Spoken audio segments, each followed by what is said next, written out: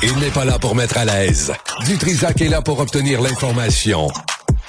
Et il a tout son temps. Benoît Dutrisac.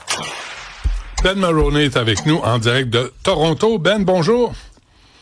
Bonjour, Benoît. Alors, c'est quoi le plan de match canadien là, pour assurer des revenus stables? T'sais, on a des réserves, nous autres, là. Oui. Ben, écoute, il y en a certains qui connaissent qu'au Canada, on a une réserve stratégique pas de pétrole, non, mais de sirop d'érable. Non, de sirop d'érable. Parce que les producteurs de sirop d'érable comprennent que certaines années, ils vont avoir une bonne production à cause de beaucoup de facteurs, mais surtout la météo. Et d'autres années, peut-être, ils vont produire beaucoup moins. Donc, les années où ils ont une bonne production, ils gardent le surplus et pour s'en débarrasser lorsqu'ils ont une récolte moins importante. Et ça stabilise le prix, ça stabilise le marché. Les producteurs de sirop d'érable comprennent le marché, mais pour une raison ou une autre, on a aucunement le même système pour le pétrole. Et il y a beaucoup de gens qui découvrent de ce fait parce qu'il y a un recours collectif maintenant qui est proposé, qui accuse Loblaws, Metro, Sobeys et Groupe Epicia pendant des années d'avoir vendu ce qu'ils appellent un faux sirop d'érable, qui apparemment à cause une enquête de Radio-Canada a découvert que ce producteur érablière Steve Bourdeau vend depuis 2010 produit qui contient au moins 50% sucre de canne. Et donc moi je me disais comment ça se fait? Ce qu'on appelle du sirop de poteau, là. C'est ça.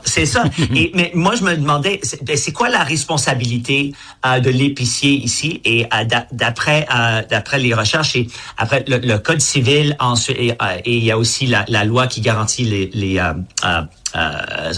vois une autre loi qui dit que ils ont une responsabilité parce qu'ils auraient dû savoir. C'est la négligence. Les épiciers sont des experts dans ce type de produit et ils vendaient une canne de sirop d'érable pur pour 4,99 $. Et j'ai demandé à Google, normalement, ça coûte quoi? Entre 12 et 18 $. Donc, écoute, moi, j'aurais pas l'expertise de regarder ce prix et dire, OK, il y a certainement un problème. Mais eux, d'après cette enquête et cette requête, ils disent ils auraient dû savoir. Donc, la prochaine question, c'est ça va leur coûter combien? On ne sait pas encore, mais s'ils demandent 100 $ pour chaque membre de ce recours, et ils savent que cette érablière vend ce produit depuis 2010. Ah oui. Et si on sait que il va y avoir peut-être aussi des dommages punitifs, ça pourrait courir dans les dizaines de millions, peut-être même des centaines de millions. Et ces temps-ci, il y a un volet ouais. Mais excuse-moi, mais ça là, c'est plus la consommation, c'est presque symbolique pour l'identité du Québec et même du Canada. Oui. Tu sais, il y a deux affaires. C'est surtout le Québec. Tu sais, on se fait voler deux affaires, là, par le Canada anglais. On se l'est déjà dit. Oh, mon Dieu. Le sirop d'érable, ça, c'est nous autres, là. C'est le Québec. C'est pas juste vous autres. Oui, il y en a pas à Calgary. Il y en a pas. Je sais. Il y en a pas. Continue. Et l'autre affaire, c'est la poutine. Il y en a pas au Canada anglais de la poutine. Vous savez pas comment faire à manger. Fait que ça se passe au Québec. Arrêtez de voler notre identité. On a déjà eu ce débat. Écoute, je comprends qu'il y a certains mets qui sont compliqués mais écoute, c'est des patates frites, c'est du fromage qu'on peut acheter chez le couche-tard et puis c'est de la sauce. Je pense qu'un anglophone peut comprendre cette recette magique. C'est très vulgaire. C'est très vulgaire la façon que tu as décrit la recette de la poutine. C'est plus fin que ça. En tout cas, OK, c'est correct. Ouais, c'est plus fin. Ouais, non, c'est correct. Mais ça, de vendre un produit dilué comme ça mérite une amende. Absolument. Et le fait que ce gars fait ça depuis 16 ans maintenant, et il y a personne chez Sobeys, chez Metro, chez Loblaws, qui s'est dit, écoute, je comprends, peut-être on peut vendre ça à ce prix pendant un mois ou deux, ouais. mais maintenant, on vend ça depuis 2010. Quelqu'un aurait dû savoir, et c'est pour cette raison qu'il leur accuse de négligence. Mais c'est drôle, parce que pendant que tu me parles de ça, Ben, je me dis, je pense que j'en ai acheté de ce sirop-là.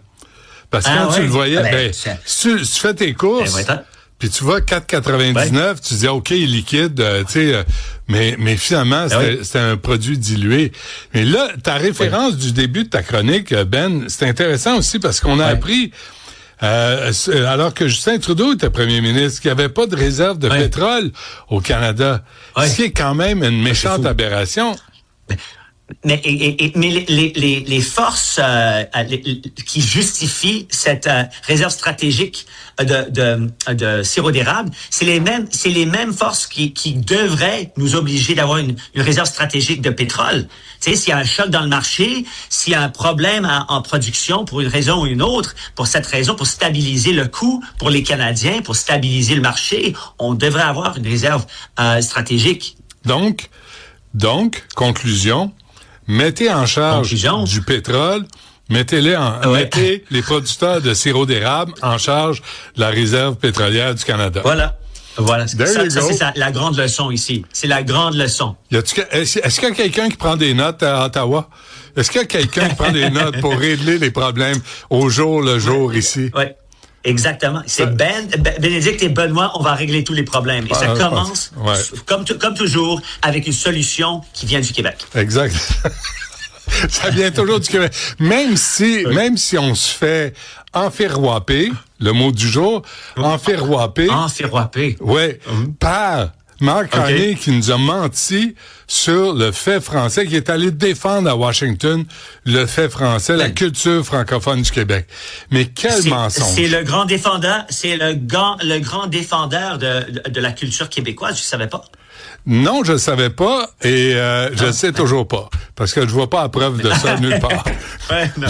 Moi non plus. C'est tout. On se laisse là-dessus. Merci Ben. À demain. À demain. Bye bye.